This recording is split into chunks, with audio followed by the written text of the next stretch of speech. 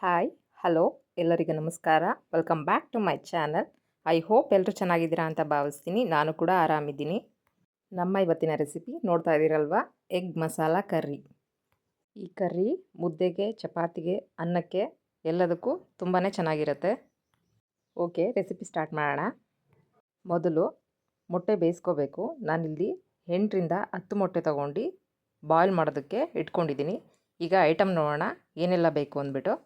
1 medium size ಈರುಳ್ಳಿ, 1 medium size tomato, 1 ಮುಷ್ಟಿ ಪುದೀನ ಸೊಪ್ಪು, 1 ಗೆಡ್ಡೆ ಬೆಳ್ಳುಳ್ಳಿ, ಒಂದು ಅರ್ಧ ಇಂಚು ಶುಂಠಿ, ಒಂದು 5ರಿಂದ 6 ಹಸಿಮೆಣಸಿನ್ಕಾಯಿ. ನಾನಿಲ್ಲಿ ಕೊತ್ತಂಬರಿ ಸೊಪ್ಪು ಆ್ಯಡ್ ಮಾಡಿಲ್ಲ, ಬದಲಾಗಿ ಪುದೀನ ಹಾಕ್ಕೊಂಡಿದ್ದೀನಿ, ಟೇಸ್ಟು ಡಿಫ್ರೆಂಟಾಗಿ ಬರಲಿ ಅಂತ. ಇದಿಷ್ಟೂ ಒಂದು ಕಡಾಯಿನಲ್ಲಿ 1 ಸ್ಪೂನ್ ಆಯಿಲ್ ಹಾಕ್ಕೊಂಡು ಎಲ್ಲನೂ ಚೆನ್ನಾಗಿ ಫ್ರೈ ಮಾಡ್ಕೋಬೇಕು.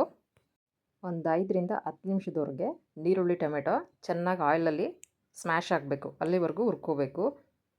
ಓಕೆ, ಚೆನ್ನಾಗಿ ಫ್ರೈ ಆಗಿದೆ.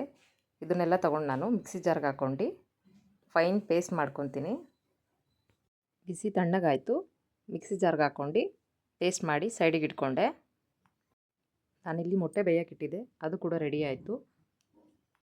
ನಾನಿಲ್ಲಿ ಕಡಾಯಿಗೆ 2 ಸ್ಪೂನ್ ಎಣ್ಣೆ ಹಾಕ್ಕೊಂಡು ಒಂದು 4 ಲವಂಗ, ಒಂದೆರಡು ಚಕ್ಕೆ, ಅದಾದಮೇಲೆ ಒಂದೆರಡು ಪಲಾವ್ ಎಲೆ, ರುಬ್ಬಿರೋ ಮಸಾಲೆ ಹಾಕ್ಕೊಂಡು ಚೆನ್ನಾಗಿ ಮಿಕ್ಸ್ ಮಾಡ್ಕೊತಾ ಇದ್ದೀನಿ. ಚಕ್ಕೆ, ಲವಂಗ, ಪಲಾವ್ ಎಲೆ ಹಾಕೊಳ್ಳೋದ್ರಿಂದ ಫ್ಲೇವರು ಡಿಫ್ರೆಂಟಾಗಿರುತ್ತೆ. 1 ಸ್ಪೂನ್ ಕಲ್ಲುಪ್ಪು ಹಾಕ್ಕೊಂಡು ಆಯಿಲ್ ಕಂಟೆಂಟ್ ಬಿಡೋವರೆಗೂ ಮಸಾಲೆನ ಚೆನ್ನಾಗಿ ಫ್ರೈ ಮಾಡ್ಕೋಬೇಕು. ನಾನಿಲ್ಲಿ ಸ್ವಲ್ಪ ಅರಿಶಿನ ಪುಡಿ, 1 ಸ್ಪೂನ್ ಧನಿಯಾ ಪುಡಿ, ಅರ್ಧ ಸ್ಪೂನ್ ಗರಂ ಮಸಾಲೆ, 1 ಸ್ಪೂನ್ ಖಾರದ ಪುಡಿ, ಇದಿಷ್ಟು ಹಾಕ್ಕೊಂಡು ಮಸಾಲೆನಲ್ಲಿ ಚೆನ್ನಾಗಿ ಮಿಕ್ಸ್ ಮಾಡ್ಕೊಂಡು ಫ್ರೈ ಮಾಡ್ಕೊತಾ ಇದ್ದೀನಿ. ಅದಾದಮೇಲೆ ರುಬ್ಬಿಟ್ಕೊಂಡಿದ್ನಲ್ಲ ಆ ಜಾರ್ಗೆ ಸ್ವಲ್ಪ ನೀರು ಹಾಕ್ಕೊಂಡು ಅದನ್ನು ಸಹ ಹಾಕ್ಕೊಂಡೆ.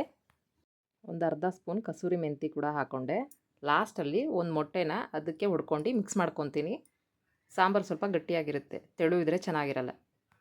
ಮೊಟ್ಟೆ ಸಿಪ್ಪೆ ತೆಗ್ದು ಸ್ಲೈಸ್ ಮಾಡಿ ಇಟ್ಕೊಂಡಿದ್ದೀನಿ. ಇವಾಗ ಲಾಸ್ಟಲ್ಲಿ ಹಾಕ್ತಾಯಿದ್ದೀನಿ. ಇಡೀ ಮೊಟ್ಟೆ ಹಾಕ್ಕೊಳ್ಳೋದಕ್ಕಿಂತ ಸ್ಲೈಸ್ ಮಾಡಿ ಹಾಕ್ಕೊಂಡ್ರೆ ಚೆನ್ನಾಗಿರುತ್ತೆ.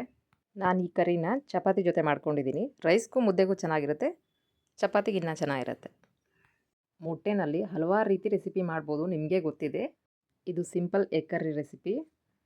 ಮುಂದಿನ ವಿಡಿಯೋದಲ್ಲಿ ವೆರೈಟಿ ಡಿಶಸ್ ಮಾಡಲಿಕ್ಕೆ ಟ್ರೈ ಮಾಡ್ತೀನಿ, ಅದನ್ನು ಸಹ ದಯವಿಟ್ಟು ವಾಚ್ ಮಾಡಿ. Egg masala curry ready to serve. ಇದಾಗಿತ್ತು ನನ್ನ ಇವತ್ತಿನ ಕುಕ್ಕಿಂಗ್ ವಿಡಿಯೋ. ಐ ಹೋಪ್ ಈ ರೆಸಿಪಿ ಎಲ್ರಿಗೂ ಇಷ್ಟ ಆಯಿತು ಅಂತ ಭಾವಿಸ್ತೀನಿ. ಇಷ್ಟ ಆಗಿದರೆ ದಯವಿಟ್ಟು ಲೈಕ್ ಮಾಡಿ, ಕಾಮೆಂಟ್ ಮಾಡಿ, ಶೇರ್ ಮಾಡಿ. ಯಾರೆಲ್ಲ ನಮ್ಮ ಚಾನಲ್ನ ಸಬ್ಸ್ಕ್ರೈಬ್ ಮಾಡದೆ ನೋಡ್ತಾ ಇದ್ದೀರೋ ದಯವಿಟ್ಟು ಸಬ್ಸ್ಕ್ರೈಬ್ ಆಗಿ. Thank you for watching.